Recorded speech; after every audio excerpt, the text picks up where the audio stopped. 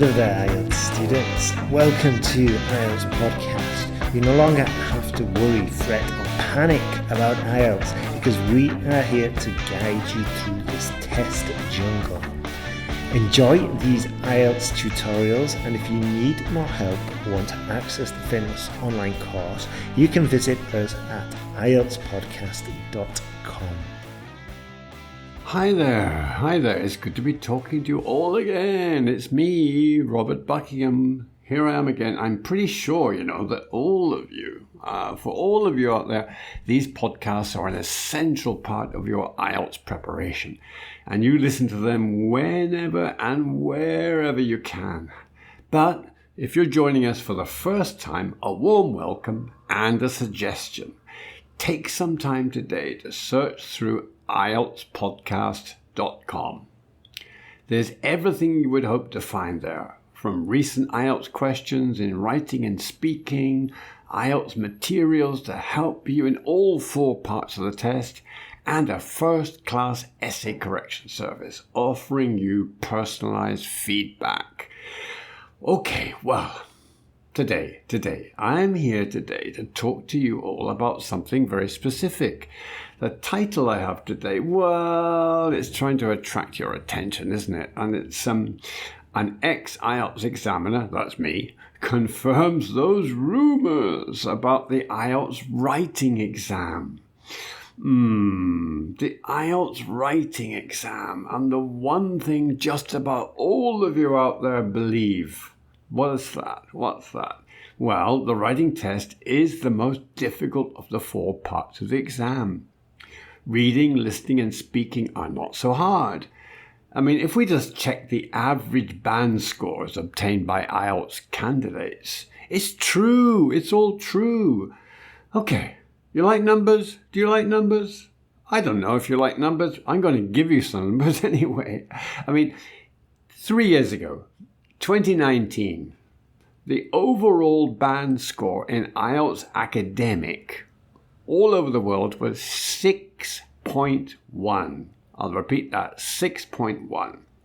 And if we break down the overall band scores in the 4 areas, we see this. Reading, 6.2. Listening, 6.2. Speaking, 5.9. And finally, writing, 5.7. Oh, this is overall, all over the world, okay? From the millions of people who take IELTS every year. Well, I say millions, thousands, millions. I don't have the exact number. Now, these numbers are taking IELTS, as I said, as a whole. And of course, there are variations according to where you are in the world, and especially what your first language is. What do I mean by that? I mean, obviously, in those countries where there is more contact, with English, for whatever reason, business, culture, geographical proximity, linguistic similarities between the native language and English, I mean, it's hardly surprising that band scores are a little higher than where these similarities or contacts are not felt so strongly. Okay, let's take just 5 common languages. The ones I've chosen are French, Spanish, Arabic, Chinese, and Hindi. Now, for French speakers, the overall band score is 6.7. Not bad, huh? And in writing, 5.9. Spanish is so very similar. Overall, 6.6. Writing, again, the same, 5.9. Okay, generally speaking, those 2 European languages are relatively close to English in many aspects. Grammar, vocabulary, the ways we express ourselves in writing, etc., etc., etc. Arabic drops to a 5.6 overall and only 5.2 in writing. 5.2 in writing. Chinese speakers do a little bit better. 5.9 overall and 5.5 in writing. I mean, not bad, but still about 3/4 of a point less overall and around a point less in writing compared to French and Spanish speakers. So watch out. These numbers, I mean, they're numbers, but do they lie? No, they tell us something. They don't tell us everything, but they tell us something. Hey, what about Hindi? Well, of course, we have to remember that a high proportion of Hindi speakers receive at least part of their education in English, and the fact that English is used throughout India. So the overall score for Hindi speakers is 6.4, and in writing they score better than the French and the Spanish speakers. Well done. The average is 6.0, exactly 6. Okay, so what does any of this tell us? Well, I suppose there's something there in these numbers. It gives you a clear, general idea of what you are up against. I mean, depending, of course, on all kinds of other factors, your level of English, your grammar, your vocabulary, how much contact you have had with English in classrooms, in work, traveling, etc., etc. But looking at those 5 languages, and wow, I mean, I've only mentioned a few. There's no time to go through the entire list that you can see online. I mean, where did I get this information from? Do you think I'm inventing these things? I'm not. This is official. I mean, if you're interested, all you do is go to www.IELTS.org. One of the official IELTS websites, of course, and you look or search for test statistics or test taker performance. Okay, don't worry too much. I mean, after you've heard this, you can check out on the IELTSpodcast.com website the written summary of today's talk. And there I've left the link for all of you that you can click on to read the entire report of test performance. It's there. It's quite easy. I mean, it's interesting actually. I mean, I'm not into numbers that much, but they are useful when you think, well, what does that mean for me as a teacher of IELTS, or for other people who are still examiners of IELTS, and especially for all you out there listening, people who are preparing for IELTS. You're thinking, well, okay, does that mean that's good for me? I mean, my first language is French, my first language is Spanish, my first language is Hindi, Arabic, Chinese, or any other language, and there are so many of them which I don't have time to mention here. And it might tell me those kind of things which give me a clue, give me an idea of what is expected of me and how I can get better than that, how I can improve. I'm going to beat the system. I'm not going to be a 5.9, I'm going to be a 7, for example. So, that's what I would do anyway. What would I do with those numbers? Exactly that. I would go straight to check out how my fellow native language speakers score and then get some proper professional feedback on my own performance levels in all the areas, all 4 areas. I know we're talking about writing in particular today, but I mean, I'm also interested in the reading, the listening, the speaking. Wherever I feel I need help, I'm going to get it. I'm going to look for it because that will help me improve my score. So once I have that feedback, I would work hard at proving the statistics are just another type of lie. Do you know where that comes from? Oh, I think it's from some English politician a long time ago, about over 150 years ago, who said that there are 3 types of lies. And he talks about, telling lies and telling very serious lies. And then he says the 3rd type of lie, statistics. I mean, we get them everywhere, don't we? But, numbers are useful. It gives us a general idea of what's happening. I mean, what are the scores? And you can be quite surprised. I mean, we're always talking about, getting that 7, and a 6 is the minimum. And we check out all those scores we need to achieve our ambitions. Oh, you need an average of 6.5. You've got to get a 7. And we don't aim low, we aim high. We're thinking at least a 7. I would love to get an 8, and I dream about a 9. Is that at all possible? Yes, it is. It is possible, actually. Not very often, but it is possible to get a 9. But at the same time, when we see the reality, we see that, how many people don't achieve what they get, and why?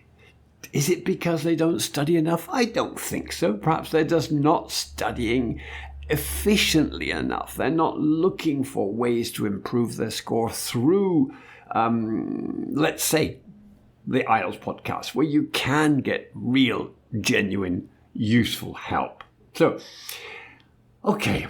So, let's carry on thinking about this writing test in particular. That's where I'm going today and maybe in the future in my next podcast. I mean, I would use these averages, these average scores to my advantage. I mentioned, for example, that the difference could be an indication of some kind of, distance between any language and English itself. I mean, just take it on the other from the other point of view. As an English guy myself, I mean, okay, I studied French at school. I've also been in touch with other languages like Spanish, Portuguese to some extent. But I mean, obviously, a language like Arabic or Chinese, which I don't speak, because I've never lived in countries where Arabic or Chinese is the majority language. I've made no attempt to learn these languages, I admit that. But I imagine they would be very difficult for me to study and to comprehend and to start speaking, because they are very, very different from English, particularly, of course, when we're talking about how it's written. The script, the letters, the writing from right to left instead of left to right in Arabic, for example. Naturally, this is obvious. And of course, thinking from the other point of view, people who have Arabic and Chinese and many other languages as well as their native languages may find English rather strange. Now, what does that really mean? I mean, let's think about this. I mean, we sometimes might think it's the way, this distance has something to do with the way we collect our ideas, the way we put our ideas on paper when we're reading and writing. What do we expect? How do we make our essays or our texts or our letters or whatever make sense? Different cultures maybe have different ways of doing it. I mean, some researchers, some experts on language have pointed out exactly this, that when we write in English in a kind of formal academic style, I mean, that's the style we are supposed to use in the IELTS exam, particularly in the IELTS academic exam, because it's for people out there, all of you who perhaps want to study in English, do their first degree or postgraduate degree or doctorate in the English language, and therefore you are expected to write and to think in a certain way. And this way may be very direct in the way that we build up a text in paragraphs. I mean, each paragraph is supposed to have its main idea. Sometimes we call it the topic sentence. And that main idea or topic sentence is then supported by evidence. Well, in the IELTS exam, we call it examples, no? Remember what they say in the written test, please give examples from your own experience or knowledge. That's what they're trying to get you to do, to write in the kind of English style. Now, okay, I mean, what I'm saying is that this style may not come naturally in some other cultures. I mean, Chinese, for example. I know I've said I don't speak Chinese. I apologize for what I'm saying, but I'm kind of repeating what I've been reading about, okay? Chinese follows a different pattern, a very different pattern according to some of these language experts. I mean, writers in Chinese prefer to take a very indirect approach. I mean, they start off writing perhaps with a few kind of tentative examples, and then they move at the end of their essay, at the end of their paragraph, to some generalizations. It's more or less the opposite way than the English style.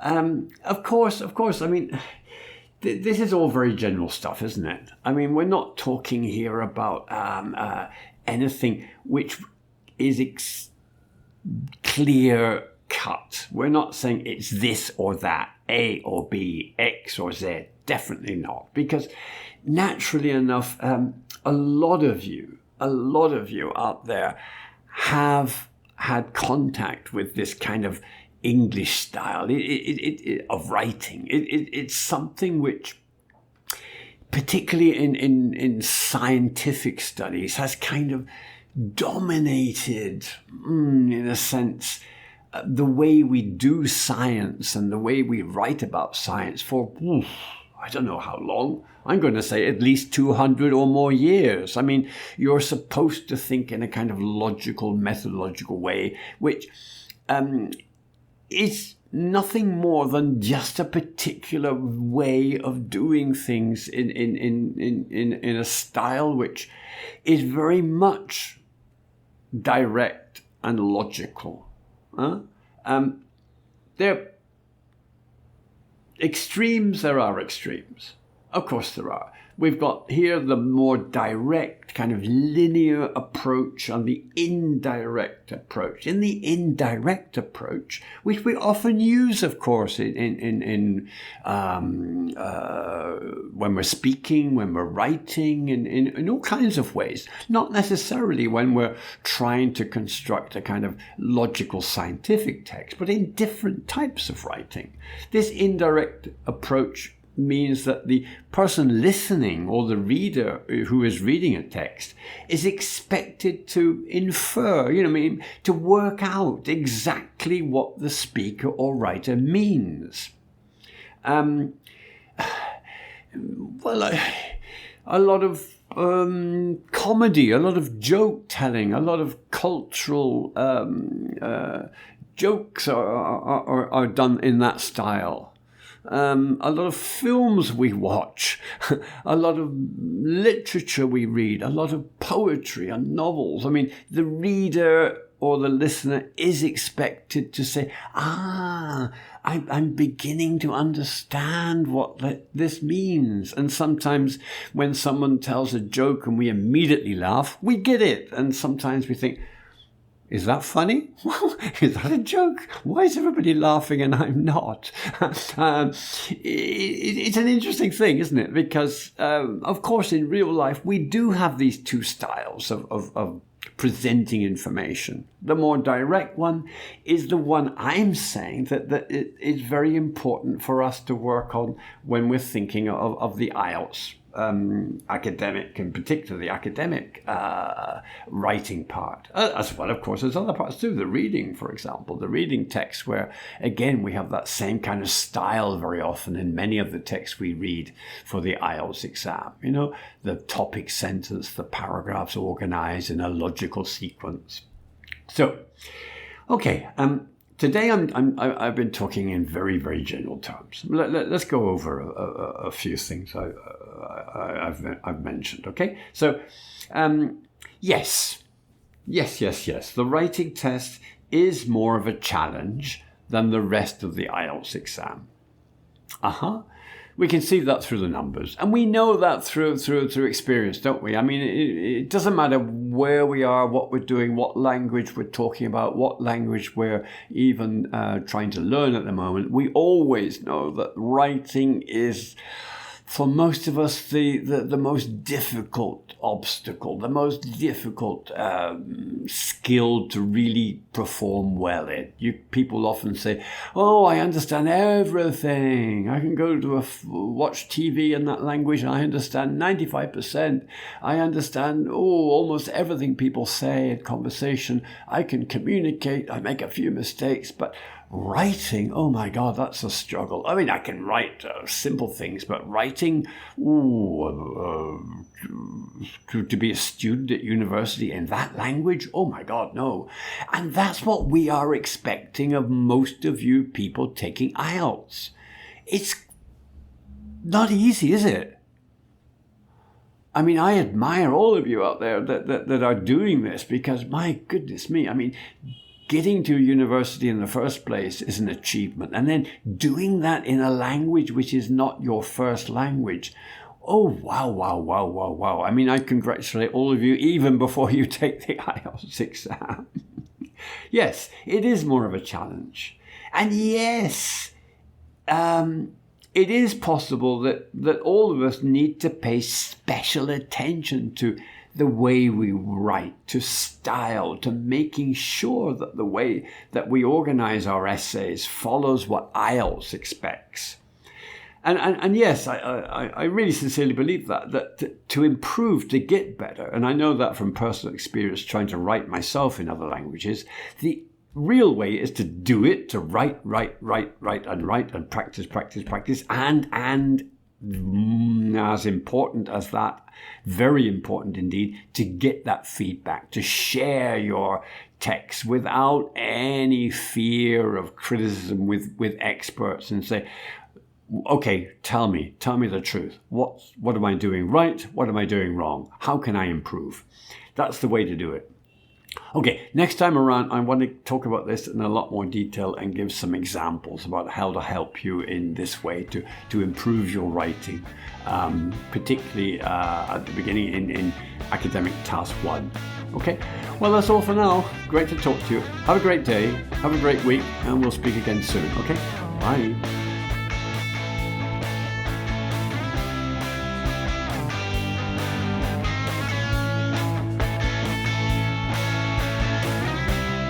Thanks for listening to IELTSpodcast.com.